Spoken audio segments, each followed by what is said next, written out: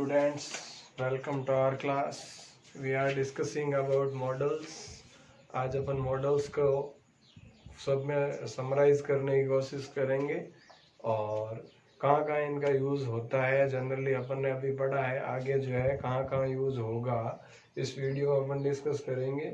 देखो, पहला है ऑफर। ऑफर का मतलब क्या है कि किसी को कोई चीज़ ऑफर करना, प्रस्तुत करना, किसी के सामने कोई प्रपोजल रखना। ठीक है, तो उसके लिए तीन मॉडल का यूज हो सकता है, कैन का, मे का और वुड का। कैन का किसके कहाँ होता है? इनफॉर्मल के लिए। मे का फॉर्मल के लिए। और वुड का सेकंड पर्सन के साथ। तो देखो, फर्स्ट पर्सन के साथ तो कैन और मे आएगा और सेकंड पर्सन है तो उसके साथ जो है वुड आएगा। इंटरोगेटिव फॉर्मेशन रहेगा सेंटेंस का। देखो, can I drop you home. अब यहाँ क्या कर रहे हो? मैं आपको घर पर छोड़ देता हूँ, तो सामने से हेल्प के ऑफर कर रहा है। मे I help you.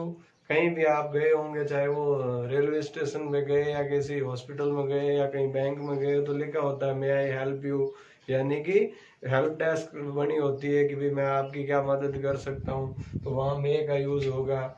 Would you like some ice cream. अब देखो, क्या कुछ आइसक्रीम लोगे आप, तो आइसक्रीम खाने के लिए ऑफर कर रहे हो आप। यहाँ देखो, would you have some coffee, थोड़ी कॉफी ले लो, कॉफी का ऑफर कर रहे हो। यहाँ देखो, would you please listen to me, मेरी बात सुनो, यानी बात सुनवाने के लिए उसको जो है ऑफर कर रहे हो कि मेरी जो राय है वो सुनो, मेरी बात सुनो। तो ये जो है ऑफर के लिए कैन, मे और वुड का प्रयोग किया जाता है। उसके बाद देखो, वुड का फिक्स यूज है। ये तीन सिचुएशन ऐसी है जहाँ वुड फिक्स आएगा कि भाई रेदर देन आ गया सेंटेंस में, तो वहाँ वुड ही आएगा, शुड नहीं आएगा। ठीक है। इसके अलावा देखो, आई विश, जहाँ भी ये इमेजनरी कंडीशन होती है, जहाँ अपन ने कंडीशनल टाइप 2 पढ़ी थी, जिसमें जो है इमेजनरी कंडीशन की बात की जा रही है, तो वहाँ वुड दैट के सेंस में जो है आई विश या वुड दैट जो है, तो वहाँ वुड यूज होगा। इसी तरह से कुछ वर्ब्स है, जैसे प्रीफर है, लव है, लाइक है, रिक्वेस्ट है, तो ये वर्ब्स है, इनके साथ फिक्स जो है वुड ही आएगा। ठीक है। अगर कहीं लेस्ट आ गया तो लेस्ट के साथ फिक्स है कि शुड आएगा। ठीक है। और ऑप्टेटिव में मैं का प्रयोग, ऑप्टेटिव सेंटेंस जो अपन ने पढ़े थे वहां भी इसका प्रयोग किया जाता है। तो ये थोड़ा बहुत और विस्तृत जानकारी थी कि इनके अलावा यहाँ भी इनका प्रयोग हो सकता है।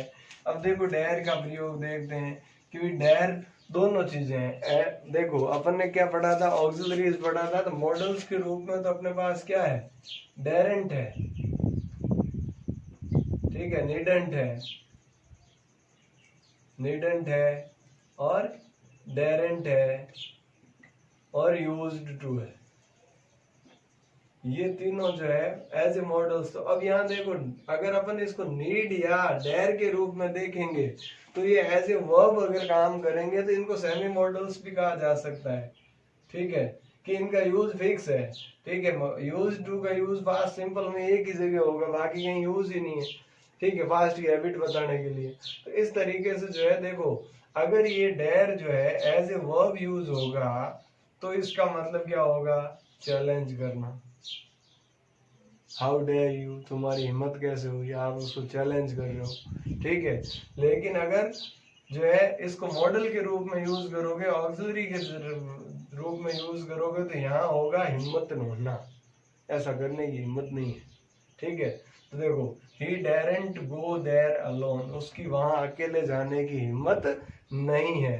तो यहाँ डेरेंट का प्रयोग करेंगे। तो डेयर का प्रयोग मैन वर्ब के रूप में होगा, तब तो उसका मतलब क्या होगा? चैलेंज करना, किसी को चुनौती देना। और अगर मॉडल के रूप में करेंगे तो हिम्मत होना। तो मॉडल के रूप में अपने डेरेंट का प्रयोग होता है। उसी प्रकार से देखो, विल और शैल का प्रयोग अपन ने सिंपल फ्यूचर टेंस में पढ़ा है कि विल का प्रयोग किसके साथ होगा और शैल का प्रयोग किसके साथ होगा। तो यहाँ क्या है कि थोड़ा सा वेरिएशन है कि भी जहाँ आई और वी का प्रयोग जो है शैल के साथ होता था और ये जो है बाकी सब सब्जेक्ट का प्रयोग विल के साथ होता था, तो यहाँ क्या होगा कि परिस्थितियां बदल गई। अगर ये चार कंडीशन है सेंटेंस में, तो अपना ये इंटरचेंज हो जाएगा। जो विल के साथ था वो शैल के साथ आ जाएगा और शैल के साथ जो था विल के साथ आ जाएगा। अगर प्रॉमिस है, कोई भी सेंटेंस में वादे की बात कर रहा है, प्रॉमिस कर रहा है, तो वहां जो है क्या आएगा कि ये चेंज हो जाएंगे। इंटेंशन का मतलब क्या है? इरादा, दृढ़ निश्चय है, इरादा बता रहा है कि ये करने का इरादा है। डिटर्मिनेशन का मतलब दृढ़ निश्चय, और थ्रेट का मतलब है धमकी। तो वादा है, इरादा है, दृढ़ निश्चय है, या किसी को धमकी दे रहे हो, तो विल और शैल के जो सब्जेक्ट है वो इंटरचेंजेबल हो जाएंगे। जिनके साथ विल का प्रयोग होता था उनके साथ शैल का हो जाएगा, और जिनके साथ शैल का होता था वो विल का हो जाएगा। एज ए मॉडल यही थोड़ा सा वेरिएशन है, ठीक है।